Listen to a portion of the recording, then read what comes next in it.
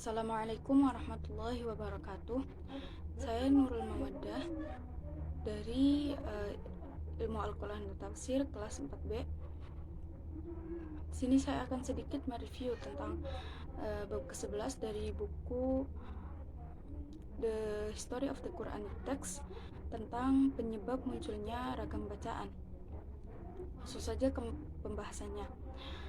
Ilmu qiraat yang benar atau ilmu seni baca Al-Quran secara tepat diperkenalkan oleh Nabi Muhammad SAW. Suatu praktik atau sunnah yang menunjukkan tata cara baca setiap ayat. Aspek ini juga berkaitan erat dengan kewahyuan Al-Quran, yaitu teks Al-Quran telah diturunkan dalam bentuk ucapan lisan dan dengan mengumumkannya secara lisan pula. Nabi secara otomatis menyediakan teks beserta cara pengucapannya pada umatnya. Kesatuan dialek yang sudah Nabi Shallallahu Alaihi Wasallam biasa dengannya sewaktu di Makkah mulai sirna setibanya di Madinah.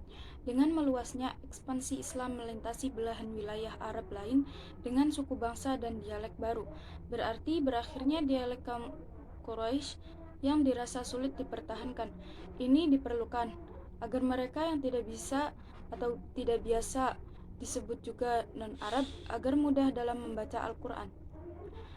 Penyebab utama munculnya ragam bacaan menurut para orientalis salah satunya dikemukakan oleh Jeffrey adalah adanya kekurangan tanda titik dalam mushaf Utsmani, berarti memberikan peluang bebas bagi para pembaca untuk memberi tanda sendiri sesuai makna ayat yang ia pahami. Salah satu perbedaan yang muncul dikarenakan tidak adanya kerangka tanda titik adalah kalimat wa ma kuntum tastakbirun dapat dibaca wa ma kuntum tastakbirun. Ketika kita tidak memiliki alat ukur dalam membedakan mana yang benar dan yang salah, ini sebagai penyebab yang membahayakan.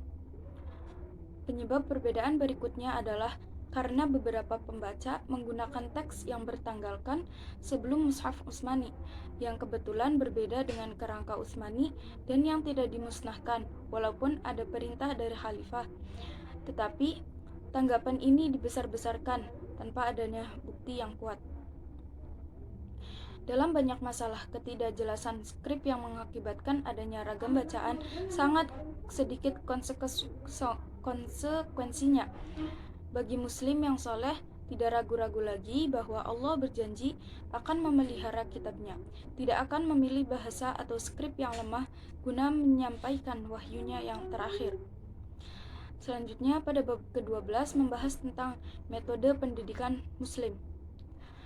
Karena Al-Quran secara tegas adanya kerusakan kitab suci agama Yahudi dan Kristen, maka dari itu komunitas muslim merasa betapa pentingnya memagari Al-Quran dari segala pengaruh yang meragukan sepanjang sejarah Islam. Para penghafal Al-Quran memiliki keutuhan tekad untuk menyimpan isi kitab Al-Quran sepenuhnya ke dalam hati yang jumlahnya mencapai jutaan dari kelompok remaja sampai orang tua, sesuatu yang tidak pernah terjadi pada kitab Taurat dan Injil.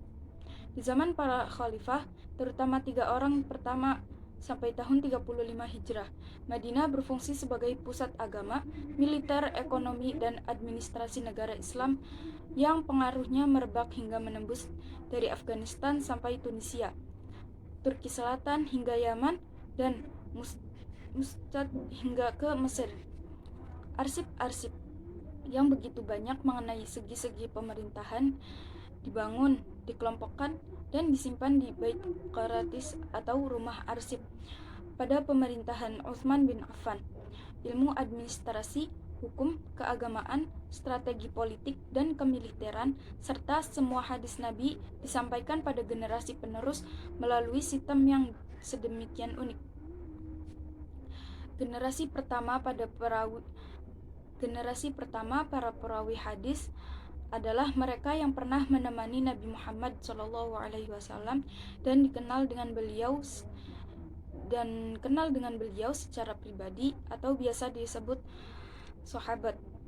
Dalam pandangan mazhab Sunni, semua sahabat dianggap adil karena Allah menjamin akhlak mereka dalam Al-Quran berulang kali. Generasi kedua adalah mereka yang belajar kepada para sahabat, disebut sebagai tabi'in atau pengikut. Generasi ketiga disebut atba'at tabi'in atau penerus pengikut. Sementara yang disebut generasi keempat adalah mereka yang telah meriwayatkan hingga 200.000 hadis. Guna memelihara keutuhan dari pemalsuan yang mungkin dilakukan oleh ilmuwan di masa depan, satu metode unik telah diterapkan yang hingga saat ini tidak ada yang mampu menyaingi dalam sejarah literatur. Metode berikut diakui sebagai cara yang benar dalam memperoleh hadis, yaitu dengan cara sang guru membaca di depan muridnya. Hal ini mencakup hafalan, bacaan teks, tanya jawab, dan diktean. Kemudian yaitu murid membaca teks di depan gurunya.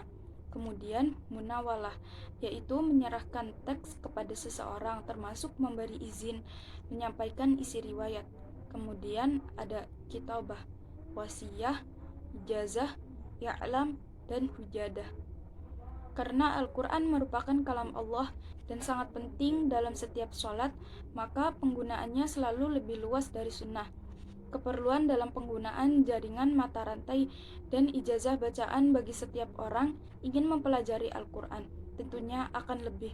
Seseorang yang ingin mempelajari seni baca Al-Quran secara profesional, hendaknya ia melatih suara dan makharijul huruf, yaitu tempat keluarnya huruf, yang digunakan oleh para juru baca kenamaan pemegang ijazah dengan urutan mata rantai yang akhirnya sampai pada Nabi SAW.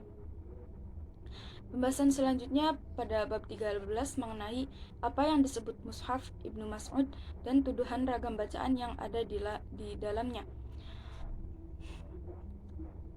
Tak ada satu orang pun dari mereka yang hidup sezaman dengan Ibnu Mas'ud menyebut mushaf yang dimilikinya memuat susunan yang berlainan.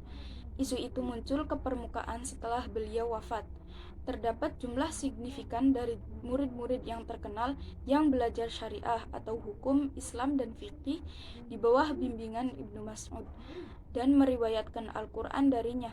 Mengenai mushafnya, ada dua riwayat silang, yaitu yang pertama menyebutkan bahwa susunan surat berlainan dengan yang kita miliki, sementara yang lain mengatakan sama.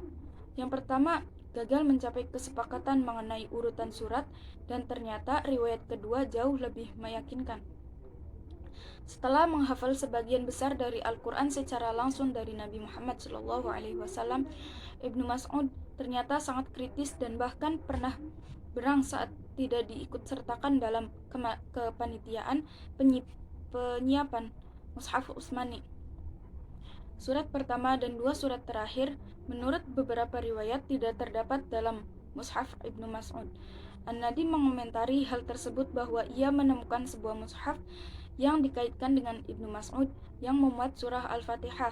Surah Al-Fatihah itu tidak perlu dipertanyakan lagi, merupakan surat yang paling sering dibaca dalam Al-Quran dan juga bagian yang tidak terpisahkan dari setiap rakaat sholat. Ibnu Uyainah menjawab dengan nada pasti dan menambah bahwa kedua surat itu tidak ada dalam mushafnya karena ia menganggap sebagai doa perlindungan ilahi yang digunakan Nabi untuk cucunya Al-Hasan dan Al-Husain. Ibnu Mas'ud tetap tidak mengubah pendiriannya, sementara yang lain yakin dan memasukkannya ke dalam Al-Quran.